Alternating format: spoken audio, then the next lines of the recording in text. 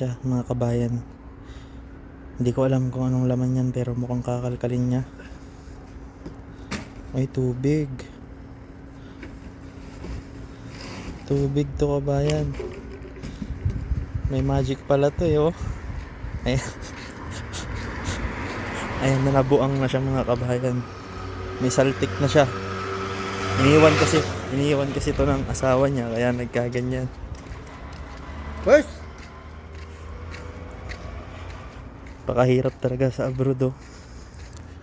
Sabi, kaya daw siya iniwan kasi maliit daw yung kanyang tarugo mga kaibigan. Kaya ayan, nabuang na. Summer dito sa amin pero naka-jacket siya. Hindi ko alam kung anong nangyari sa kanya.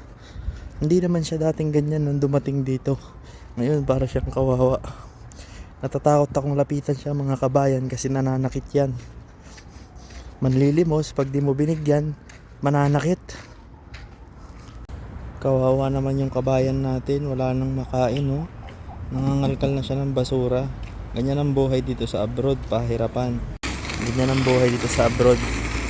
Ito kasi, yung kasama kong to, iniwan ng asawa. Nangangalkal siya ng basura, ganyan ang itsura niya. Ewan ko ba kung anong gusto nitong taong to, ba't nagkaganto. Maayos naman to dati.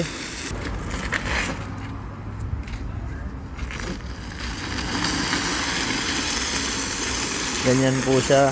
Diyan niya po nilalagay yung mga napupulot niya, pagkain, at kung ano-ano pa. Kabayan namin nasiraan ng bait.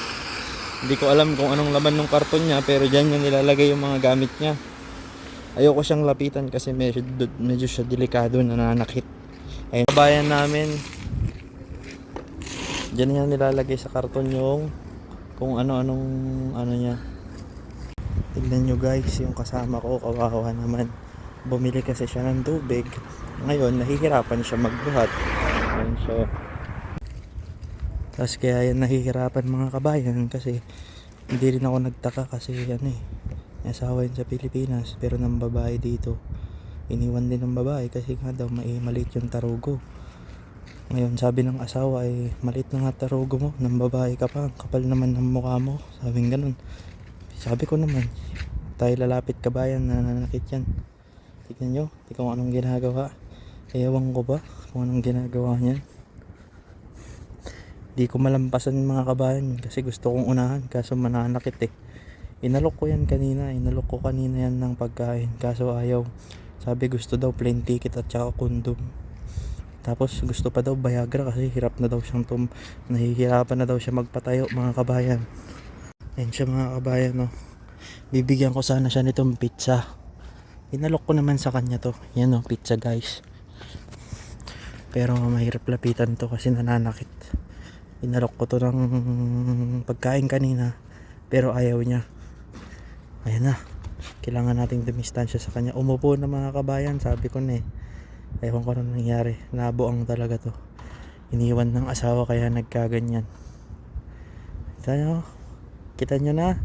Hindi mahirap mag-abroad mga kabayan. Nakakabaliw. Ayan siya mga kabayan. Naglalakad siya. Mga 70 times na siyang tumigil. 70 times na siyang tumigil kasi mabigat yung dala niya. Itinakbo lang kasi niyan doon sa grocery. Wala kasi siyang pambayad mga kabayan. Kasi hindi na siya nakakapagtrabaho ng maayos. Hindi na siya pinapasahuran. Kaya ngayon ganito na. Pang 71 times mga kabayan. Kailangan nating dumistansya. Naka-zoom lang ako kasi mananakit yan. Ayan guys, wala kasi siyang pang taxi. Kaya ginagawa niya ng solusyon yung binili niyang tubig. Ganito ang buhay dito sa abroad. Ganito yung buhay sa abroad. Wala siyang pambayad ng taxi. Kaya ganyan. Mga kabayan, kinakaway-kawayan niya pa yung langit. Ganyan yan mga kabayan, parang nag-trip. Pero sa totoo, intindihin natin kasi may sakit yan mga kabayan. Kasi iniwan ng asawa. Tingnan niyo na kabayan, iika-ika na Tinanong ko siya, sabi niya sa akin, masakit daw kasi yung titi niya pag naiipit dun sa legs niya. Gawa nga nung nagkatulo siguro. Jajakol kasi yan dun sa may basurahan eh. Hahawak ng kung ano-ano. Tapos hahawak sa syempre na infection. Pero mga kabayan yun siya. May bahay naman siya kahit papano. lalagpasan na natin siya konti kasi kailangan natin magdahan-dahan.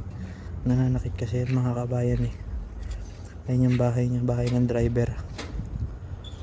Video lang natin siya. Ito nyo, pati pagpasok mga kabayan, dahan-dahan. Naiwan ng asawa. Kaya mga kabayan, sinasabi ko sa inyo, mahirap mag-abroad. Nakakasira ng ulo kabayan. Yun lang, paalam.